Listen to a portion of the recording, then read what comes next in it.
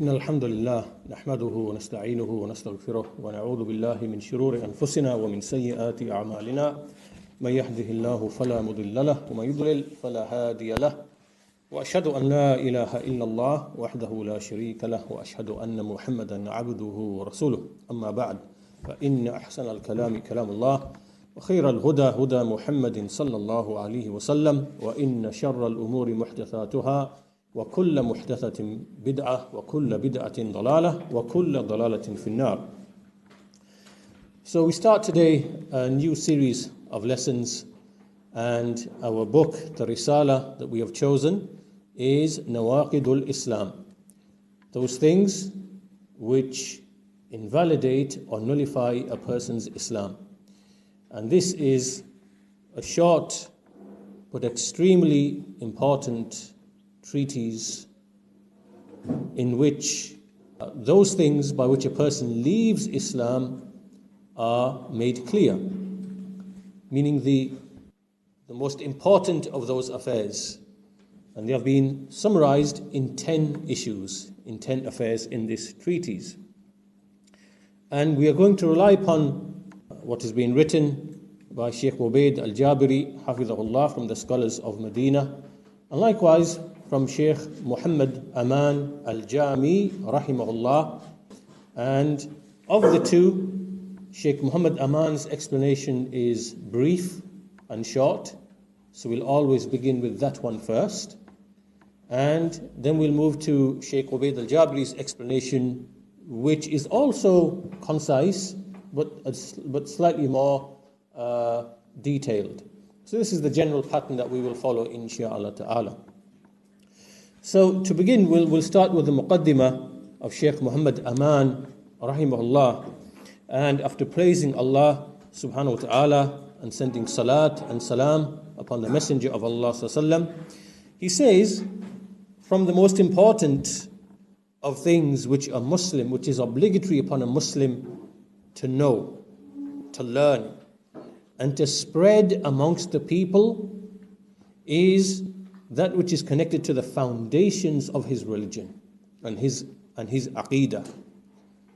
So here the Shaykh explains that from the most important obligations upon us is to learn what are the foundations of our religion, and how do those foundations, how do they differ from the foundations of the various other adyan, the other religions, from the deen of the Yahud, for example, the Jews, or the Nasara, for example, the Christians, or the Hindus, for example. This is from the most important and greatest of obligations which is upon us, to know and understand these affairs. What are the usul of our deen? What are the usul, the foundations of our aqidah? However, وَكَذَلِكَ مَا يُنَاقِضُ الْعَقِيدَةَ الصَّحِيحَةَ, and likewise what opposes and contradicts the correct creed, the correct aqidah. So not only must we know what are the usul, what are the foundations of our religion, we must also know that which contradicts them and invalidates them.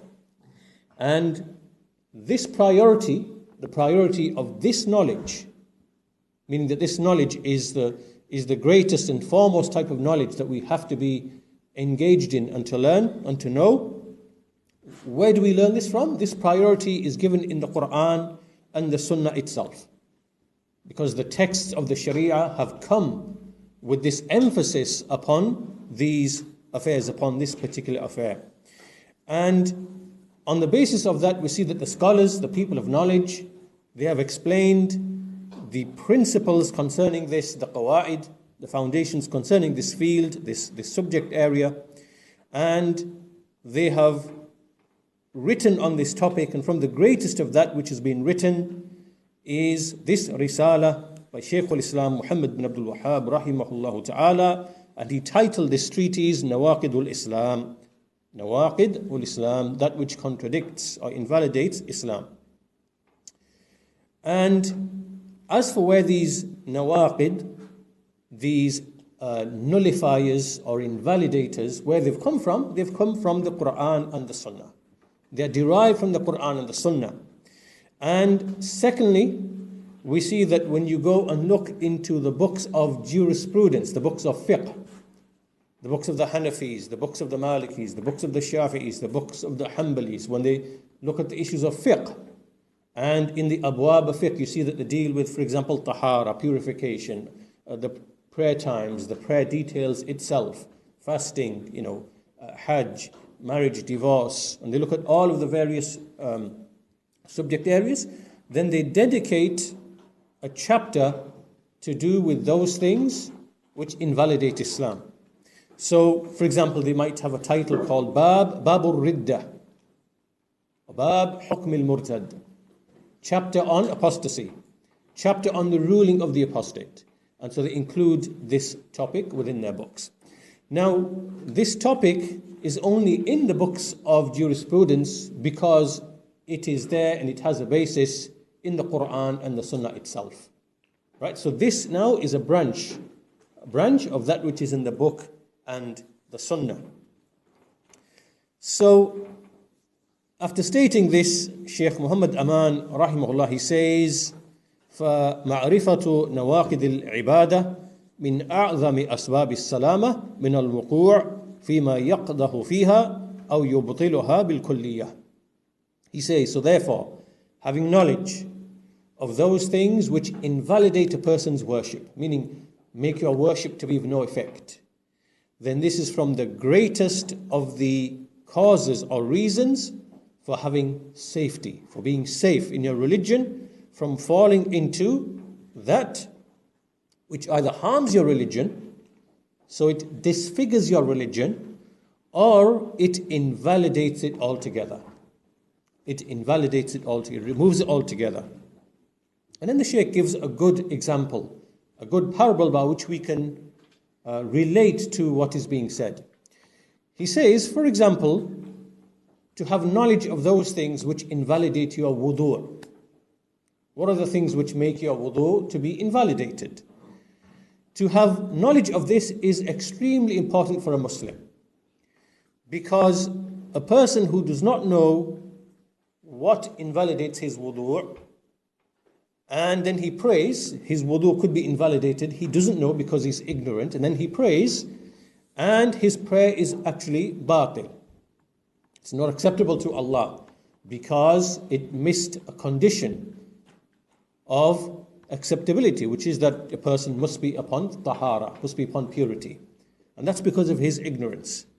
And so when this is the case for ibadah, the prayer, for example, then to know the Nawaqid of Islam itself, the nullifiers of Islam itself, then this is even greater. It's even greater because it comes first. And a person, it's more important than knowing the Nawaqid of al-wudu, of purification, because the person whose Islam becomes invalidated, then no action whatsoever will be accepted from him. So whatever good deed he does, because its foundation is not upon the Tawheed of Allah and upon Islam, then that deed will not be accepted because his Islam has been invalidated. Therefore, in light of this introduction, the Shaykh finishes by summarizing that there are four things which are upon us. First of all, we must know إذن لا بد من معرفة نواقض الإسلام. First of all, it is vital that we have knowledge of the nullifiers of Islam. What nullifies a person's Islam? والتحقق من هذه النواقض. And secondly, to verify these nullifiers. Are they proven? Are they established from the Quran and the Sunnah? Are they validated? Is this actually a nullifier? Because some people can claim that such and such a thing, it nullifies your Islam. But in reality, is that case? Is that so? Or is it something that's actually only minor disbelief or minor shirk, for example? So we have to verify and make sure and ascertain that yes, indeed, this is a nullifier of Islam. Thirdly, to understand them. So we understand these nullifiers, we understand them. And fourthly, to seek aid with Allah. ثم الاستعانة بالله في عدم الوقوع فيها. And then to seek aid from Allah in not falling into them. In not falling into them. So these are the four basic ways that we approach this topic. We see there's ilm, knowledge, understanding of that knowledge, and there's amal, there's acting upon what we are learning as well. So this is the intro of Shaykh Muhammad Aman al-Jami rahimahullah.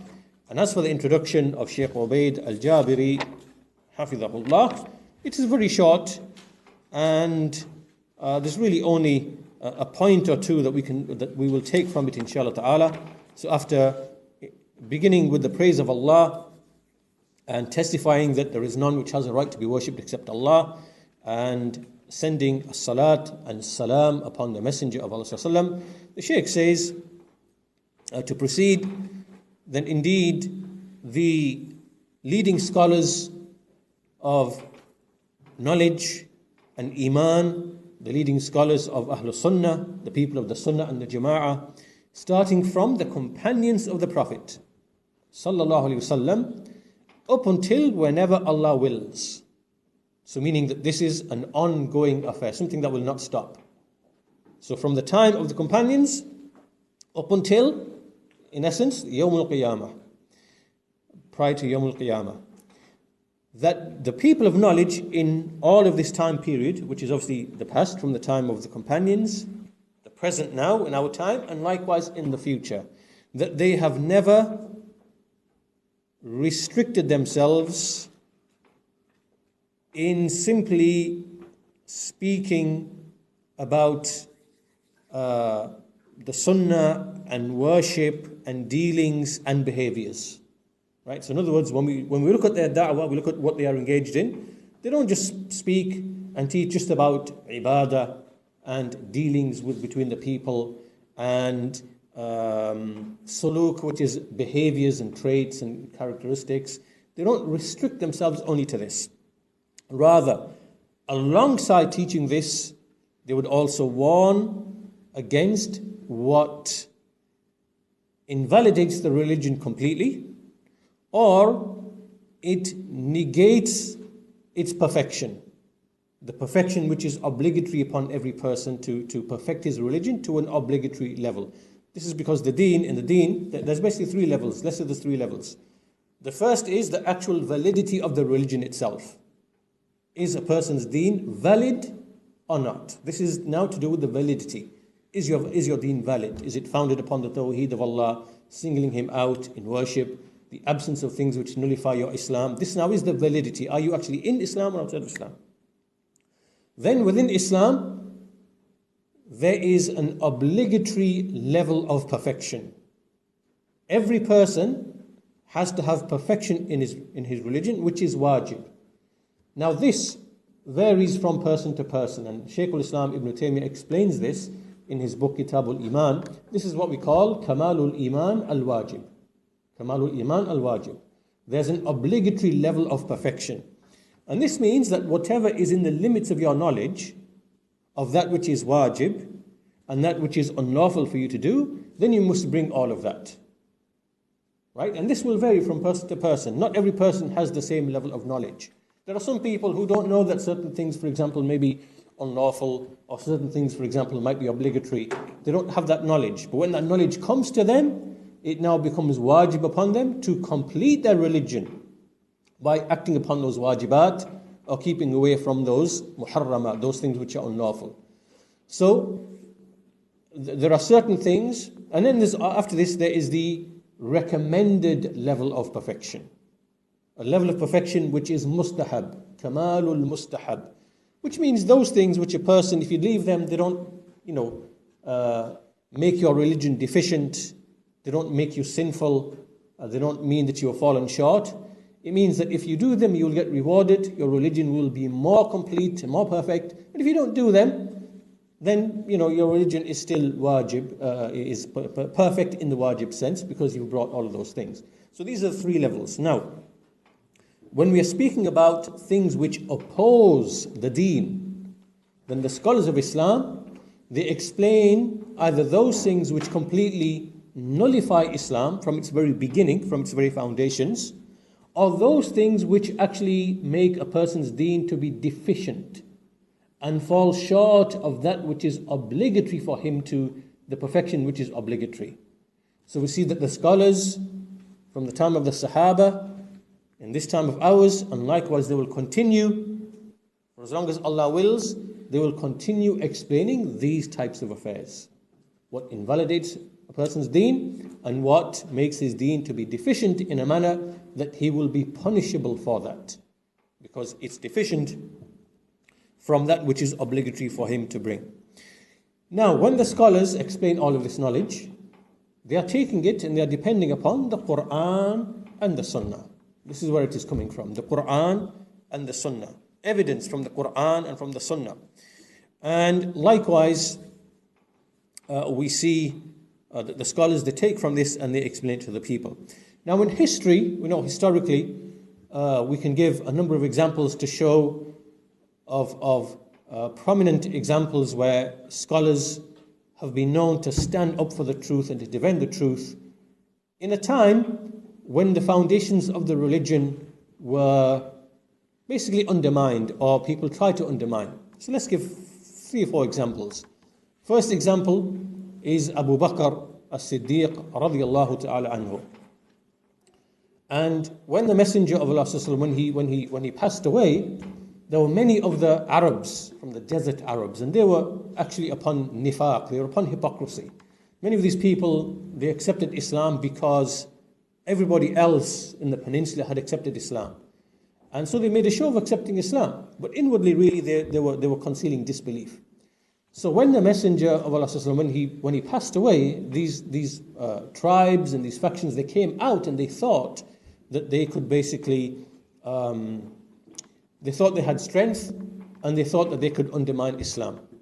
So Abu Bakr as-Siddiq, and some of them, they refused to adhere to some of the great symbols of Islam, like giving the zakah and things like this, and they began to say, well, we're not obliged to give it to you. So Abu Bakr as-Siddiq, he fought against them, because this thing that they were upon was a nullifier of Islam. And had he not fought against them, then, this revolt and this Naqd, this nullifier of Islam, then it would have been taken as something that's okay. And the deen would have been undermined by way of that. That's one example of the striving of the scholars in this regard. Second example is the example of Imam Ahmad rahimahullah ta'ala in the 3rd century.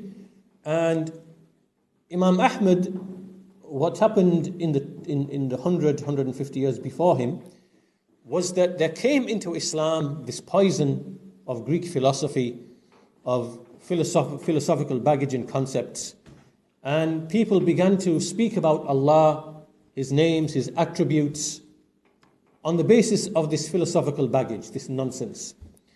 And as a result of that, they began to undermine some of the greatest symbols of the Islamic Aqidah. So for example, they began to deny that Allah subhanahu wa ta'ala is above His throne, above the heaven, that He's high above everything. They began to deny that Allah Azza wa Jal has names or attributes. Ar-Rahman, Ar-Rahim, Rahmah, Al-Hakim, Hikmah, wisdom, mercy, and so on and so forth. They began to deny that He will be seen in the hereafter by the believers. They began to deny that Allah has speech, which is His actual speech. They began to deny that the Quran is actually the uncreated spoken word of Allah Azza wa Jal. They began to deny all of this. So really, the direction it was going was that Allah is really no thing. They were reducing Allah to nothing, because anything which does not have attributes cannot have any existence, really. And so they were pushing this into the hearts of the people. And what happened is they even affected the rulers of the time. So they pushed these beliefs until the rulers were affected by them, and they made the rulers to impose these beliefs upon the people. And they held inquisitions, they held trials, and they slaughtered many, many thousands of Muslim or of scholars, people of the Sunnah, people of Hadith, who were brought in chains, they were imprisoned, they were brought in, and they were told to say the Quran is created, and they would refuse, and they would be slaughtered. Thousands of them. So Imam Ahmad was from those scholars who was brought, and he stood and he argued with these innovators, these deviants, in front of the rulers, in the courts of the rulers. And Allah Azza wa Jal aided him and supported him, and he explained that this disbelief has no foundation in the Quran and the Sunnah. They beat him, they imprisoned him, and so on and so forth. But eventually, because of his steadfastness, he came out on top. And as a result of that, we today are able to hold on to this creed, because Allah subhanahu wa ta'ala, He aided Imam Ahmad in standing up to these people. So he explained it is a Naqd of Islam to deny the attributes of Allah, to claim that the Quran is created, to claim that Allah will not be seen in the hereafter, to claim that Allah Azza wa Jal is not above His throne, above the heavens. All of this, it negates a person's Islam. So he made that clear. And that's another example of a scholar. A third example would be Shaykh Islam Ibn Taymiyyah rahimahullah, 7 centuries after the Messenger of Allah sallallahu alaihi wasallam. And what he did was those lots of evil beliefs that appeared and they spread within the Muslim nation by the 7th century. There were people who believed, for example, that the saints and the righteous people, they are able to take revelation directly from Allah, and that they were superior to the prophets, and that the prophets are dead, whereas their saints are living, and they take revelation directly from the living. Right? These are ideas amongst extreme Sufis. Or some of them believe, for example, that everything is just one. There's no such thing as Allah and His creation. Rather, everything is Allah. Everything that exists is Allah. And they push this belief amongst the people. And again, this is the greatest type of kufr and shirk. So Shaykh Islam Ibn Taymiyyah, he wrote against these people, and he exposed their false beliefs and explained their origins, and he stood and he clarified those things which invalidate a person's Islam from the actual usul of Islam itself. And fourth example is the author of the book that we are looking at right now, Shaykh Islam Muhammad bin Abd rahimahullah ta'ala. And in his time there were people who reverted to worshipping trees, worshipping idols, worshipping saints, calling upon them, sacrificing animals to them, and falling into all of these things which opposes the deen of the messengers. And so he called to Tawheed, he taught the common people Tawheed, he called them to rely upon Allah, make their hearts attached to Allah, to invoke Allah, to seek aid from Allah and rescue from Allah in times of hardship and difficulty. And so he brought this rectification in the society. And when he began this call, then those who were threatened by this call, from those people who, because false religion, there are people who benefit from false religion. False religion, there are people who economically benefit from false religion, right? Because they promise the common people, they promise them easy salvation. And then they manipulate them, and they build false religion, they subjugate them, they exploit them, and they make money from them.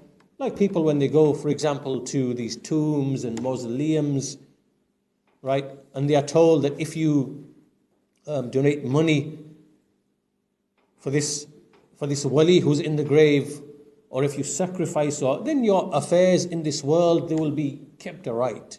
Your illnesses will disappear, and your businesses will thrive, and you will be given children and plenty, and so on and so forth. And so long as you remain attached to them, your affairs will be straight. And so long as you keep away from them, then your affairs will end up in turmoil. So they tell this to the people, the ignorant, gullible people who lack knowledge. And then around this whole thing, these people, they benefit economically. They exploit these people. They make thousands and millions, right, from being self-appointed keepers and guards, and it's a whole racket that's going on. So whenever people call to Tawheed and call the people to become attached to Allah, then there are those people whose interests are threatened.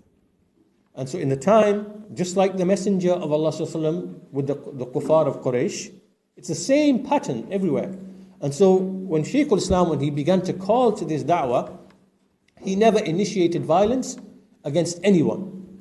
Rather, as soon as he began to put this tawheed into the hearts of the people, then this is when the enmity, then it now appeared. So, those people, those scholars who'd become rooted in these ways and who were blind followers of the madahib, and they were upon this, form of tasawwuf and this type of extreme tasawwuf and practices of shirk and going to the graves, then they mobilized against Shaykh al-Islam. And they then began to tell lies to the rulers, to the Ottomans. And they began to say, this man is killing people, he's declaring everyone, the whole ummah, to be disbelievers, and he's doing this and he's doing that and whatever else. And then they basically mobilized the Ottomans to come and to start, initiating violence. And so only in response to that violence did he then defend himself and, defend his call and clarify his call. And all of this is very, very clear when you look and you go back and you study the letters and the rasail and so on and so forth of the Shaykh and of his offspring.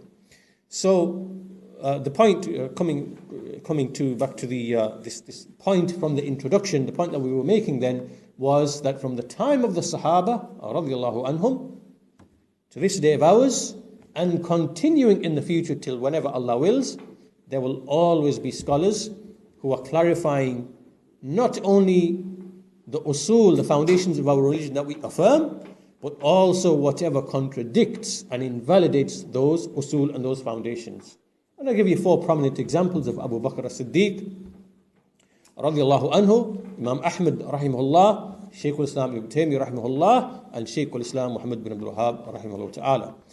And this is something that continues. Like in our time, we have Shaykh Abdul Aziz bin Baz rahimahullah, Shaykh al-Albani, Shaykh Muhammad bin Salih al-Uthaymeen, and Shaykh al-Fawzan, and many of the scholars who are present in our time. They are doing the same thing. They are clarifying tawheed from shirk, sunnah from bid'ah, kufr from iman, because this is part of our way. We establish the truth and we invalidate falsehood.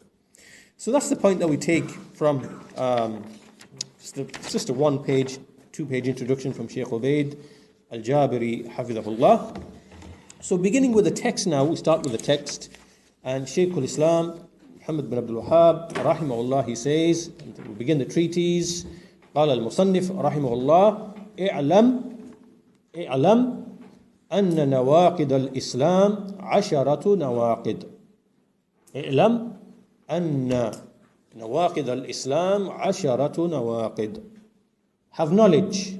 So the author rahimahullah, he said, have knowledge, i'lam, have knowledge that the nullifiers of Islam are 10 nullifiers. Shaykh Muhammad Aman al-Jami rahimahullah, he says, يقول المؤلف رحمه الله, the author says, اعلم أن نواقض الإسلام 10 نواقض. Know, have knowledge that the nullifiers of Islam are 10 nullifiers. The Shaykh says, al-ilm. What is al-ilm? Because the Shaykh, he first of all commanded, i'lam, have knowledge. Have knowledge. So first question that comes to mind then is, what is knowledge? What is the definition of knowledge? And this should be noted, knowledge, al-ilm, huwa idraku shay ala ma huwa alayh. Idraku shay ala ma huwa alayh. Knowledge is to idraku shay, to basically perceive and know something, to perceive and fathom something upon what it actually is, upon the reality that it actually is. This now is actual knowledge. To perceive and to grasp and to fathom and to know something upon the reality that it actually is upon its actual reality. This now is knowledge, because your knowledge agrees with the actual reality. And what this tells us is that not everyone who claims to possess knowledge actually has knowledge, ilm, right? Because whatever ilm they have doesn't agree with the actual reality. So that therefore now is not knowledge. So This, first of all, then, is the definition of knowledge. To have knowledge, idraku shay ala ma huwa alayh. And so the Shaykh says that Shaykh here is encouraging the student of knowledge to have complete understanding of the Nawaqid of Islam. This is what he means, therefore, when he says, i'lam anna Nawaqid al-Islam asharatu nawaqid. When he says to you, have knowledge that the nullifiers of Islam, what is he saying to you? He's saying to you, know the reality of these nullifiers as they actually are. Have actual knowledge which concords with the reality of the affair. So, he's encouraging the student of knowledge to understand and grasp these things which invalidate your Islam, and to know that they can be summarized and encompassed in these 10 affairs. So he mentioned 10 affairs. Now these 10 affairs, where's this number taken from? And the Shaykh says, وَأُخِذَ هَذَا الْعَدَدْ بِالْإِسْتِنْبَاطِ وَالْإِسْتِنْتَاجِ وَالْإِسْتِقْرَاءِ. He says that these 10, where has this number 10 come from, and why 10? This 10 has been taken from basically al-istiqra, which is that when you look at all of the texts of the book and the Sunnah from beginning to end, and you study them, and you make istinbat, you study them, you analyze them, you make connections, you make deductions, you look at everything, and from all of that, from the sum of that comprehensive analysis of all of the texts, then you can conclude, or you conclude, that all of the nullifiers of Islam, they come back down to 10 affairs. And whatever is a nullifier of Islam, then it will enter into one of these 10 things in one way or another, in one form or another. And for that reason, we see that the scholars, when they explain the nullifiers of Islam, they mention many nullifiers, and they will go into detail in some of them, and many nullifiers will enter into one of these, into one particular category. So the 10 categories, and so for example, many instances of shirk, for example, different manifestations of shirk will come into the first nullifier that we're going to look at. And then there are other types to do with, for example, magic or something else, and they will fall into another category. Right? So all of those things which invalidate Islam, then they can be returned to these 10 which are mentioned here, which are alluded to here by Shaykh al-Islam Muhammad bin Abd. And he says that they do not, لا تخرج عن هذا العدد. They do not go outside of this number. So the Shaykh then says, he tells us in light of this what is desirable for a student of knowledge to do. فينبغي لطالب العلم فهم هذه النواقد. So it's desirable upon a student of knowledge, first of all, to فهم هذه النواقد, to understand these nawaqid, these nullifiers, and to secondly to avoid them. First of all, to understand them, fahm, to have understanding of them. Secondly, tajannub, which is to avoid them. Thirdly, وَتَعْلِيمُهَا لِلنَّاسِ, and thirdly, to teach them to the people. Understand them, avoid them, and then teach them to the people. Teach them to your families, teach them to your children, teach them to your parents, teach them to those who are under your authority, teach them to the people, spread them, because this is the maqsood, this is the intent. The intent is to spread this knowledge amongst the people. So, and then the Shaykh says something else. A person begins with فَيَبْدَأُ بِالتَّعَلُّمِ وَالدِّرَاسَةِ. You begin by learning and study. You begin with this first. You do not begin with criticizing first. You can't go and start criticize what you might think or presume to be a naqid from the Nawaqid of Islam. The knowledge comes first, and then the intiqad, meaning that when you criticize and you explain that this is kufr, this is iman, this is tawheed, this is shirk, that comes afterwards. You can't speak without knowledge. You can't criticize without knowledge. Knowledge and study comes first, and intiqad, it comes, naqd, it comes after ilm, after knowledge. Because al-ilm qabla al-qawli wal-amal. Knowledge comes before action, before speech and action. Before you speak, before you act, knowledge has to come first. And this is our way. This is the way that we follow.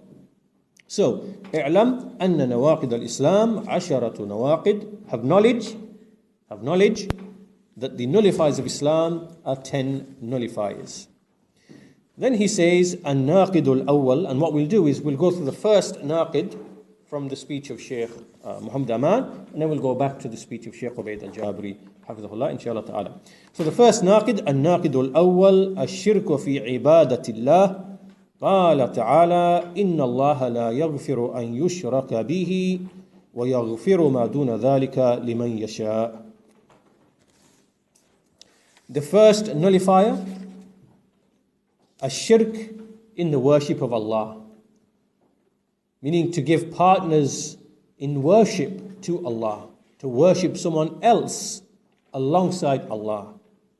قال تعالى, the Most High, He said, indeed Allah does not forgive that partners should be set up with Him, meaning in worship, but He forgives whatever is less than that to whomever He wills. So the Shaykh comments and he says, قال المصنف رحمه الله, then he quotes this section, الأول الشرك في عبادة الله, shirk in the worship of Allah. So the Shaykh explains that shirk in the worship of Allah, then this is in relation to everything which enters into the worship of Allah. Everything which is ibadah. It is possible for a person to fall into shirk with respect to everything that comes into ibadah. Why is this? It is because a person, first of all, has to have ikhlas. He has to be sincere. That you make your ibadah sincerely, that you're doing it only for Allah subhanahu wa ta'ala. It is possible for a person not to be sincere in his worship. And it could be in any act of worship. So therefore, a person, in relation to everything which is to do with ibadah, then he must be upon ikhlas, he must be upon sincerity, and he must be upon mutaba'ah, al-mutaba'ah. He must follow and worship Allah in the way that He has been commanded. Right? Al-ikhlas wal-mutaba'ah. So the point the Shaykh is making here really is that shirk can take place with respect to everything which enters into worship. Everything which comes under the definition of worship, a person can fall into shirk in relation to that. To illustrate what is meant. First of all, we know that we have to direct actions of worship to Allah. So, for example, if a person, he sacrificed an animal, let's say he did an act of sacrifice, but who did he do it for? He did it for a saint who is buried in a grave, right?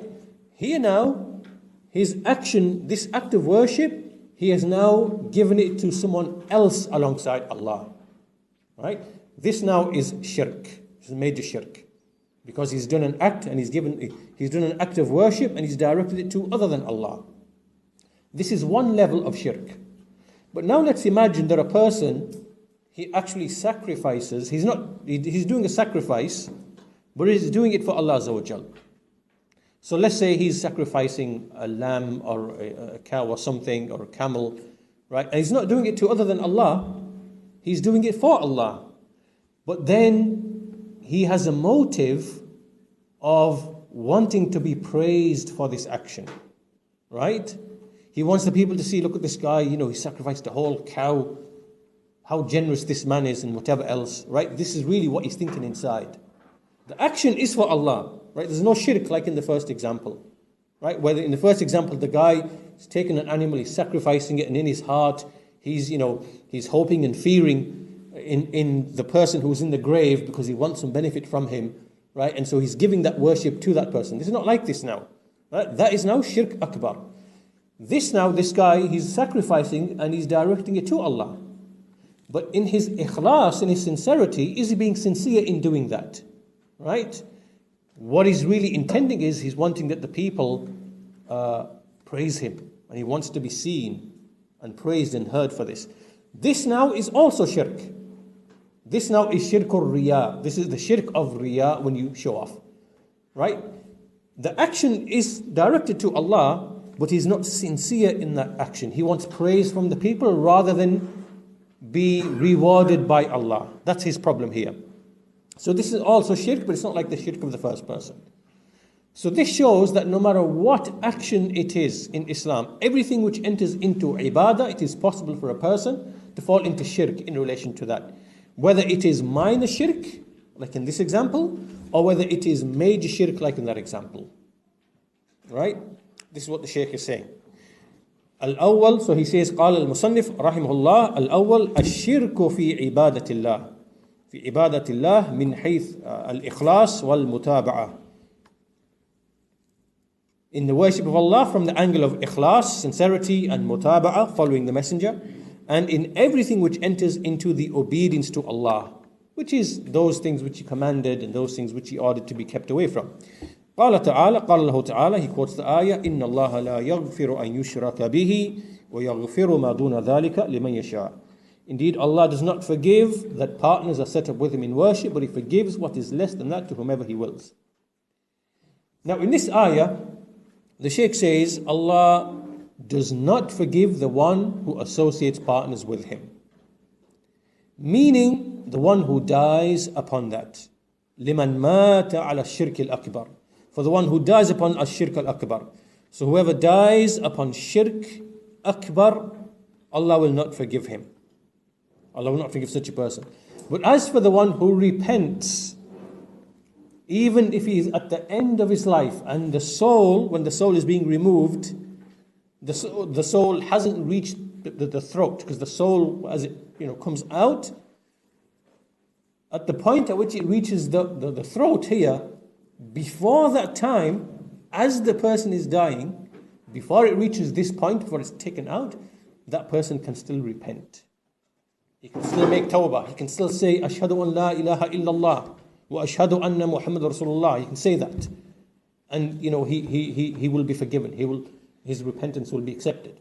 So either before the death rattle, before it reaches his throat, or before the sun rises from the west. The sun rises from the west, from that direction, and comes this way. Right, before these two things happen, then repentance is acceptable, no matter what crime you committed. Even if it is shirk with Allah Azza wa Jal. Even if it is shirk with Allah Azza wa Jal. So, basically the point being that Allah forgives every sin, including shirk and kufr is forgiven. But this verse, when it says, indeed Allah will not forgive, it is speaking about the person who dies upon disbelief. And the person who dies upon shirk. Right? This person will not be forgiven. Otherwise, these sins, Allah forgives all sins. Now, as for minor shirk, because we spoke earlier about minor shirk, this is shirk that a person does which does not reach the level where it expels him from Islam. The Shaykh says, as for minor shirk, and we'll explain what this is inshallah ta'ala, he says, the ruling upon this person is that he is simply a sinful person. He's a sinner. He does not now go outside of the bounds of Islam. He's just a sinful person. He's a sinful person from the people of Tawheed. And if Allah wills, He will forgive him. And if Allah wills, He will punish him. He will be under the will of Allah Azza wa Jal. And so the Shaykh then gives an example. He says, for example, we know that in many towns, in many villages, in many cities, in towns, villages, there are people who they follow this habit of just swearing by other than Allah. Right? These are ignorant people. And because everybody's doing it and it's become a custom, they will say, I swear by so-and-so. I swear by so-and-so person that, I'm speaking the truth. I swear by so-and-so person that, yes, these goods which I'm selling to you, they are such and such. Right? Just habitually swearing by other than Allah. Right? Now this person, when he's doing this out of a habit, and his heart is not really venerating the person that he is swearing by, right? There's no ta'zeem in his heart, right? There's no muhabba and khawf and raja. There's no like love, fear, hope associated with that person with respect to whom he's swearing, right? When none of this is present, it's just like a habit that is being said because other people are saying it, and he just says it without thinking. This now is not major shirk. This is not major shirk. This is, this is a shirk al-asghar, and this person is sinful, and it does not take him outside the fold of Islam. But as for when a person is actually venerating the one whom he's swearing by, and he says, for example, I swear by so-and-so, such and such, that such and such. And what he means by this, that, he, in his heart, he's fearful that, if he's not truthful, that person, that shaykh, that wali, is going to punish him. Right? He's fearful that punishment might come to him. Right? Or he's got these states and emotions in his heart, or he's venerating, he's glorifying the one whom he's swearing by. In his heart there's ta'zeem, right? Veneration, like there should be for Allah. And he says, I swear by Allah, I swear by so-and-so wali. And in his heart there is like ta'zeem, like we should have for Allah. When we say, I swear by Allah. And we swear by Allah because our hearts, they venerate Allah. They make ta'zeem of Allah. They love Allah. In the heart there is hope in Allah. There's fear in Allah. All these actions are present, right? So when a person, he swears by other than Allah, and in his heart are these things, this now is a shirkul akbar. This is major shirk. This makes a person to be a disbeliever, right? So this is the tafsil that the scholars have given with respect to swearing by other than Allah. It can either be like a major sin, a minor form of shirk, or it can be a major shirk. It takes you outside the fold of Islam. So the point being that there are actions which do not enter into major shirk. They are minor shirk. And a person is sinful for doing that. And he will, if Allah wills, he will forgive him. And if he wills, he will punish him. But eventually he will be, even if he's punished, then he will be taken out of the fire. He is not a disbeliever in that sense. So the point being that in this verse, إِنَّ اللَّهَ لَا يَغْفِرُ أَن يُشْرَكَ بِهِ وَيَغْفِرُ مَا دُونَ ذَلِكَ لِمَنْ يَشَاءُ. This verse is speaking about major shirk. But that does not mean that shirk cannot happen in other actions and be a minor form of shirk for which a person is also punished without him being a disbeliever. Is that clear? It's clear, yeah? So then the Shaykh goes on to give a second example. Also from these examples is from the Shirk al-Asghar, is al-Riya. Al-Riya al-Amali al-Khafif, which is when you do actions to show off. When people do actions to show off, to win praise from the people, to be recognized. Person, for example, who is charitable and kind and gives lots of charity, or someone who's teaching and knowledgeable, or someone who's a skilled reciter of the Quran, right? These are a person's motivations. And this is minor shirk when it happens only in some actions. Happens every now and then. It's minor shirk. But if this is happening in all of a person's actions, or the majority of the person's actions, this person is a disbeliever with nifaq, with hypocrisy. Because this is the way of the hypocrites. The way of the hypocrites, all of their actions are for show. None of them are for Allah, or the majority of them are for show. This is the way of the hypocrites, in whose hearts there is no iman. So we are not talking about that because that is disbelief. We are speaking only here of what happens every now and then. A person falls into an instance of riya. He does a good deed, gives charity, or whatever, and he's wanting in that to be praised and recognized by people. This is what we are speaking of. This is also from minor shirk. And likewise, it can also be in terms of speech, in terms of words, when a person, he says, a person, for example, let's say there's a burglary taking place, and it just so happens that someone comes, right? Someone visits you in the house, and the burglar runs and disappears, and you say, gosh, if it wasn't for you, then this burglar would have burgled my house. This statement now is a statement of minor shirk. Because really, if it wasn't for Allah, who decreed for that person to come to your house at that time, then the burglar would have obviously done whatever he did. But by you saying, if it wasn't for you, then you are now, this is like a minor type of shirk. You should really say, if it wasn't for Allah first, and then for you coming, then the burglar would have done what he did. So even in our speech, in our statement, we can say statements which are statements of minor shirk that do not expel a person from Islam, but they are sinful statements. So the point being, shirk is major shirk and minor shirk. And under minor shirk, there are many things that the scholars discuss. So the person who dies upon major shirk, he will not be forgiven. The person who dies upon minor shirk, then we don't say that this person will never be forgiven. We say that this person, he's under the will of Allah. If Allah wills, He will forgive him. If Allah wills, He will punish him. But the one who is not forgiven is the one who dies upon kufr or upon shirk. Because this takes him outside the fold of Islam. Right? So the one who dies, now even if he ascribes to Islam, the one who dies, he's calling upon a wali.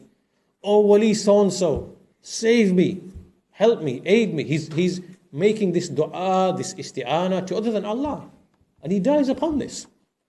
And the one who, he worships Allah with things which are actual worship.